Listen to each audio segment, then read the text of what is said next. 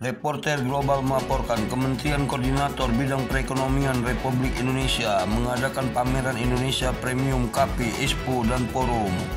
Elvira Umihani, Kepala Dinas Perindustrian dan Perdagangan Provinsi Lampung, kami dari ikut dalam pameran. Provinsi Lampung, khususnya Dinas Perindustrian dan Perdagangan. Jadi memang mungkin sudah banyak yang mengenal ya kopi Lampung, kopi Robusta Lampung. Maka di event yang keren menurut saya, ya jadi ini menggabungkan antara kopi dan rempah-rempah ya, baru tahun ini diadakan. Jadi kami mengikuti pameran ini. Tujuannya ya untuk lebih memperkenalkan produk-produk unggulan Lampung, terutama kopi dan rempah-rempah. Nah ini kami bawa berbagai produk turunan kopi juga, jadi selain kopi bean gitu ya, kemudian juga kopi bubuknya, kemudian produk turunannya seperti stick kopi, kemudian cookies kopi, lalu kita bawa produk rempah-rempahnya juga. Seperti ini ada parfum ya, parfum dari minyak lada, kemudian juga lada biji, lada bubuk, jadi khususnya lada hitam memang kalau Lampung ya. Nah, jadi kemudian kita fasilitasi juga pengunjung dengan kopi gratis. Ini. Kopi apa Bu yang di Lampung yang? Terutama Robusta, tapi kita punya Arabica juga. Apa bedanya Robusta yang ada di Lampung dengan daerah-daerah lain? Saya rasa cita rasa Robusta Lampung ya? Itu sudah sangat dikenal ya. Jadi kita lebih asam dan memang banyak diminati oleh negara-negara tujuan ekspor, terutama di Eropa. Saat ini seperti apa pembinaan terhadap para petani kopi khususnya Robusta oleh Pemda Lampung sendiri? Ya. Kalau untuk pembinaan saya kira mulai dari budidaya ya, tadi di lahan-lahan perkebunan sampai ke produk-produk turunannya yang dilakukan oleh UMKM. Ya. Jadi untuk di budidaya mulai dari bagaimana produktivitasnya bisa meningkat, karena memang kalau dibandingkan dengan produktivitas di Vietnam mungkin kita masih kalah ya untuk tingkat produktivitas. Jadi bagaimana produktivitasnya juga bisa lebih meningkat.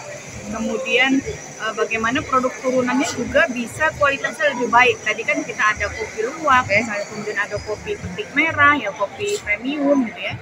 Kemudian kopi organik juga sudah mulai kita budidayakan karena memang permintaannya tinggi ya ke arah itu dari negara tujuan ekspor.